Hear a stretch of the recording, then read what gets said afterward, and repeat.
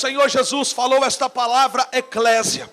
A palavra igreja foi justamente no livro de Mateus. Mateus capítulo 16, ele está reunido com os seus discípulos.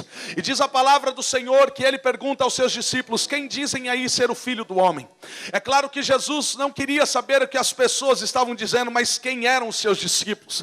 E alguns responderam, uns dizem que tu és Elias, outros dizem que tu és Jeremias, outros dizem que tu és um dos profetas.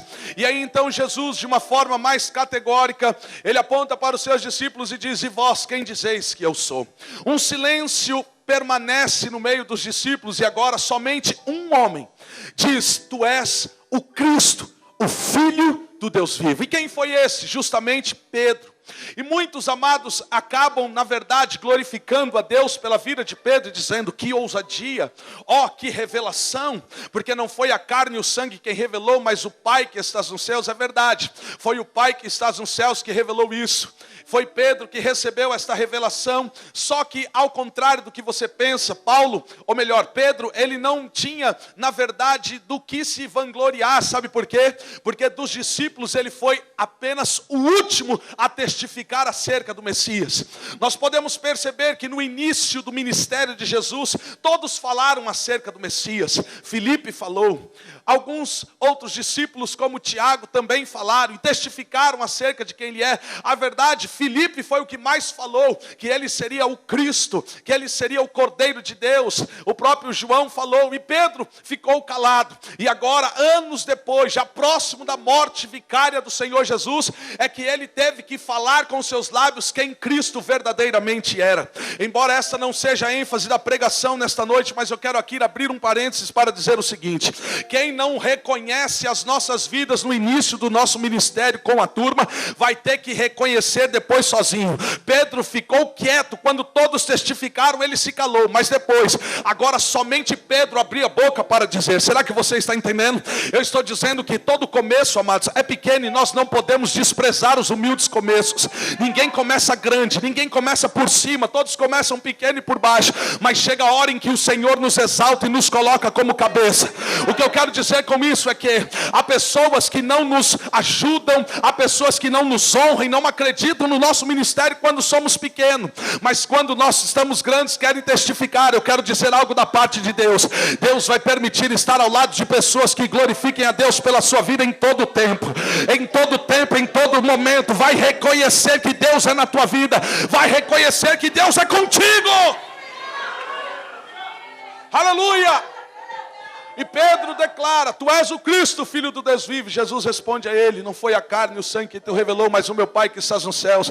Eu também te digo que tu és Pedro, e sobre esta pedra eu edificarei a minha igreja, e as portas do inferno não prevalecerão contra ela. O que Pedro estava recebendo de Jesus ali, amados, ele estava, o Senhor Jesus, determinando que a igreja seria uma igreja apostólica, que uma igreja seria a igreja poderosa, que a igreja seria uma igreja firme, que não estaria na inconstância, como Simão Barjona significa inconstante, altos e baixos, aquele que uma hora está lá em cima, outra hora está lá embaixo. São aqueles crentes capengas. Você não pode contar com ele, porque você não sabe como ele vai amanhecer. É um crente de lua. Deus não quer uma igreja de lua, Deus não quer uma igreja inconstante. Deus quer uma igreja Petros, rocha, firmeza. Pode vir o que for, pode se levantar quem quiser se levantar, mas nós estamos em pé para cantar o hino da vitória, e o diabo vai ter que cair por terra.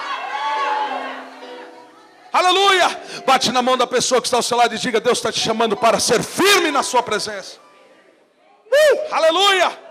Não importa quanto o inimigo queira se levantar, você está firme em Deus. Diga aleluia por isso. Diga glória a Deus por isso. E Jesus ali nos fez uma promessa dizendo: as portas do inferno não prevalecerão contra a tua vida. Quantos podem dizer aleluia por isso?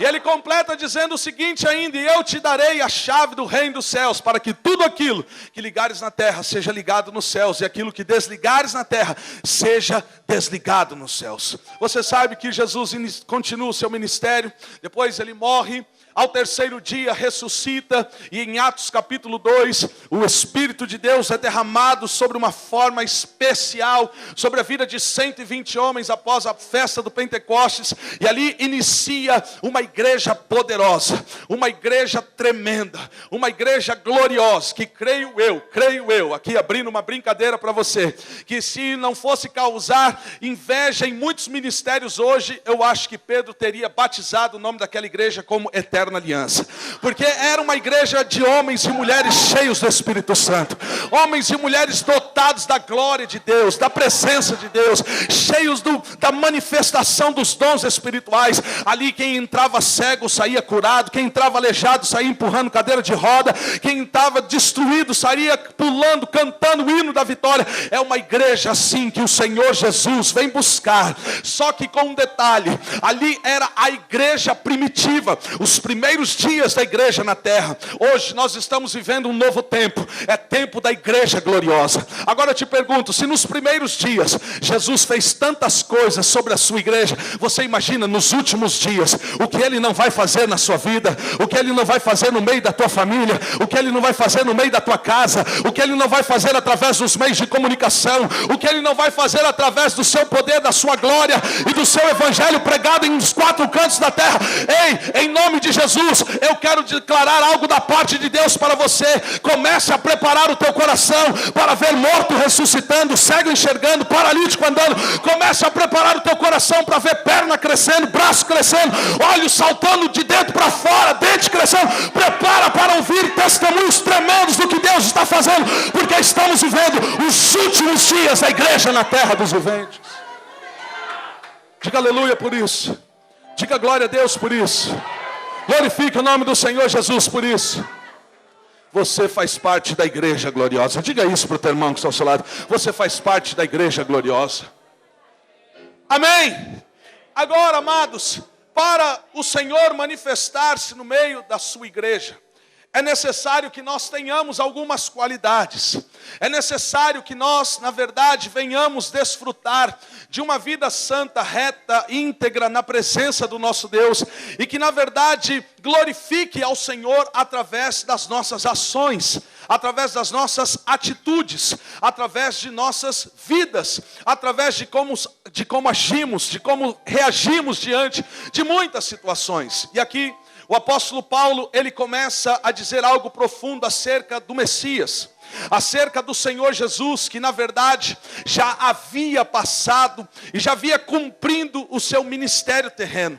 Você sabe que uma criança nasce de uma virgem, e ele começa a crescer, e mesmo na sua adolescência, sua infância, ele já ensinava aos doutores da lei.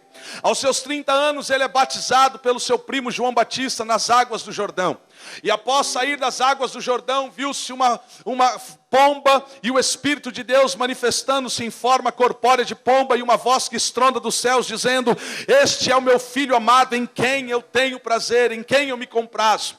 Ali inicia o ministério do Senhor Jesus, marcado por 3 anos de uma história tremenda, onde ele expulsou demônios, onde ele curou enfermos, e onde ele fez discípulos que continuasse a sua obra e o seu ministério sobre a face da terra. Mas aos 33 anos ele morreu, e quando está, na verdade, agora uma grande festa no inferno, os demônios se alegrando, se é que eles conhecem o que é alegria, eles estão agora comemorando, porque durante anos, desde a profecia de Deus lá em Gênesis capítulo 3, em que ele disse para Adão e Eva que nasceria um da virgem, da mulher que feriria a cabeça de Satanás, que ele vinha, na verdade, preocupado com isso, porque ele sabia que aquilo que Deus fazia, Deus cumpria aquilo que ele falava. Então o inimigo, preocupado, e passa-se mais de 2000 anos, e depois nasce este homem, a qual agora daria sim para ser este o Filho de Deus, aquele que esmagaria a sua cabeça, que feriria a sua cabeça na cruz.